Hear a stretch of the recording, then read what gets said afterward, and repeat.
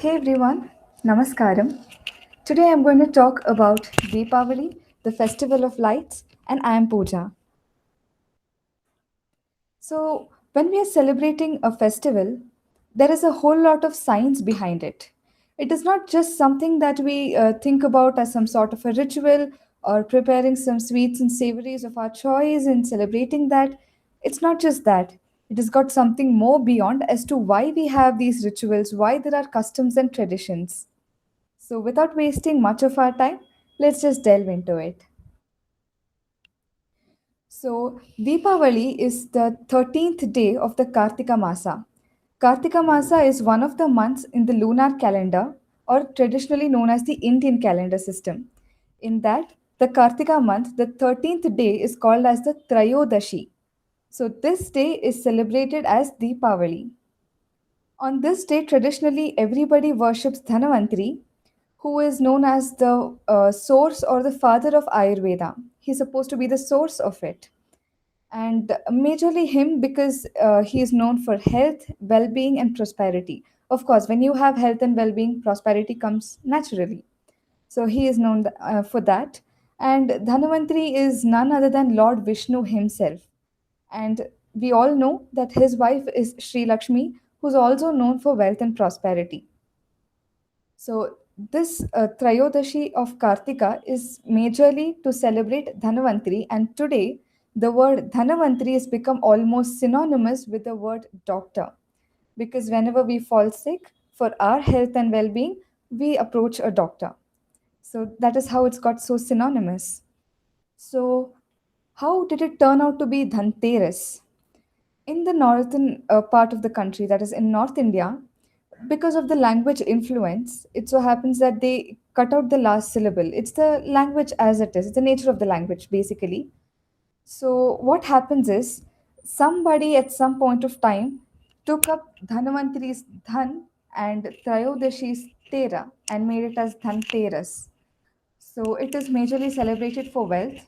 What was supposed to be for health and well being is all about wealth.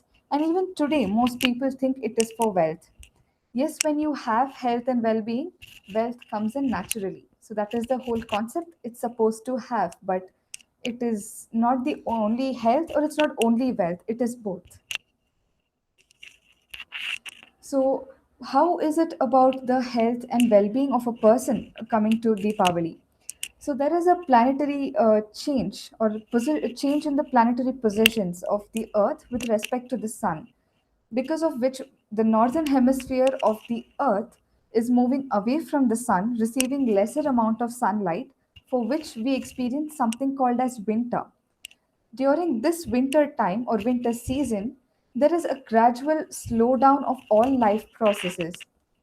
You will see most of the animals will be getting into hibernation and those kind of activities. They're all slow. The life process itself is extremely slow. If you know this or not, even seeds don't sprout well. They really don't sprout well. In India, from this Kartika Trayodashi to 14th of Jan, nobody generally plants anything because they know that it will not grow or it will not come out in that speed or in that pace which it kept before, because there is a natural slowdown. And the same is with our body as well. Our body has something called as evolutionary memory. We were not humans initially. We evolved from a group of apes, monkeys, and turned out to be a human. So there is this sort of evolutionary memory within all of us, which thinks that once winter has approached, the body naturally gets into a state of hibernation. It will try to hibernate. But what are we doing? We want to get into activities. Definitely nobody wants to sit and hibernate all day. We're not animals to, lay eggs and just brood over them. So we don't want to, what to say, life is not about hibernating. It is all about activity. So what they came up with is lighting lamps and bursting crackers. Lighting lamps because where it is during this winter time that everywhere it is more dark. The season is generally a little more darker when compared to the rest of the seasons. So to light up everywhere, they started lighting lamps, and to stop from hibernation, they started bursting crackers. Crackers, in the sense, not in the today's way that you see everywhere, there's a whole lot of crackers. In those days, at around early in the morning, 4:30 a.m., it so happened that people burst crackers at that time. It is because everybody needs this, because it is to keep yourself under reverberation and not hibernate or don't slip into this hibernation. So, what happens when you slip into this kind of an hibernation? You will not get into total hibernation unlike other animals because you have evolved as a human being. So, you will partly get into that, wherein mentally you're a little hibernating, you would get a little more depressed and things of that kind. And physically, if you are hibernating, you will become more susceptible to those kind of diseases and infections which can attack you if otherwise. If you're all vibrant and energetic as life, let me tell you, there are thousands of infections in your body, but they cannot attack you for whatever reason.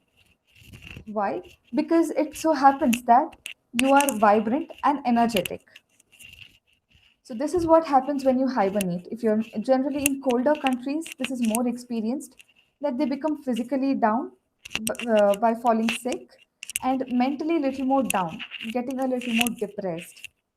So this is not good for human life. Who wants to sit depressed? So because of which they started bursting crackers and lighting lamps. And it's during this time that the role of men and women are interchanged in this country.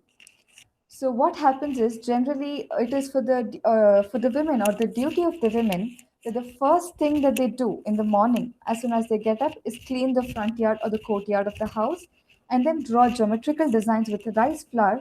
It's also called as rangoli or kolam. This is to attract certain kind of positive energies towards them. It is, there is in fact specific design, though in today's world it is not much known, but there's a whole lot of science and tradition for it, as to tell on which day what kind of a design should be put. Say for Monday, Tuesday, or the first day of the month, the second day of the month, everything, anything and everything had its own specifications. So based on that, they would put something called as Rangoli or Kolam. But it's from this Kartika Trayodashi that it will become the duty of the men to go out and put Rangoli. So it is this month, the only month in the entire year, that men go out to do this. Also, another role which is called as Nagara Sankirtane, which would be done otherwise by women, will be done by the men. So, what is Nagara Sankirtane? It is a group of people who go out on streets singing and beating drums. Again, it is to just keep you awakened early in the morning, to keep you reverberating, to keep you away from all sorts of sickness and get up with a vibrant and an energetic life. So that was about how Diwali came into picture and why they did it. Why they started bursting crackers early in the morning at 4:30. It is because it was a practice that everybody comes out before the sunrise during the winter months. Majorly because the first ray of the sun, it should not hit the ground or a blade of grass or any insect or worm or anything else. No, it should hit you first. You are supposed to receive it first. So, which is why people would get up early in the morning before the sunrise and go out to receive the first ray of the sun. So, this is all about the science of Diwali or Deepavali. So, coming to the rituals and other pujas and other, kirtans and bhajans that take place, there are two mythologies for it. One comes in Ramayana, the other comes with regard to Krishna. So when it comes to Rama, it is said that Sri Rama, along with Devi Sita and Lakshman, comes back to Ayodhya from Lanka after killing Ravan.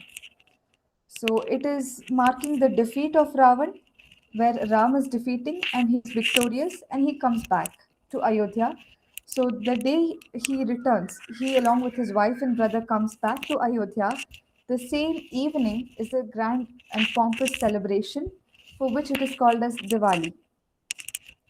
Another mythology is about Krishna, where the death of Narakasura. Narakasura is the son of Lord Vishnu in his boar avatar or as a pig form, along with Bhumi Devi, who's also known as goddess of earth. So it so happens that when Naraka was born, he started showing the traits of a demon. He was a demon like creature. But Devi requested Vishnu to not to kill him. So Vishnu told, I will not kill him, but I give you the permission that when necessary, you can kill him. So he gets that boon. And it so happens over a period of time when Naraka becomes big, he gets the name Narakasura because of all the demonic characters he shows. He starts troubling the people all around. So at this point, Vishnu once again takes birth as Krishna, and Bhumi Devi comes as Satyabhama, as Krishna's wife. And during a war between Narkasura and Krishna, it so happens that Narkasura makes Krishna go unconscious. At this time, Satyabhama will fight over Narkasura and kill him. Generally, what happens is, most people don't realize when they're alive that all the wrongdoings or all the things that they've been doing wrong, it's generally at the time of death that they realize this. Had they realized it earlier while they were alive, their life could have been a much more better experience. But it so happened with Narkasura that he realized it at the time of his death, that all his wrongdoings, and therefore he begs pardon with Krishna and Satyabhama. And he tells that today by killing me, you've not just killed me, but you've killed all the wrong that I have done today on earth. So the similar thing that happens with Ravan, and so because of which we are celebrating this day. So do you think we are celebrating the death of two people, one in Ramayana, the other which comes with regard to Krishna? No, we cannot celebrate it till the time we kill the bad or wrongdoing within ourselves. The good over evil is not from outside, but it is from inside within us.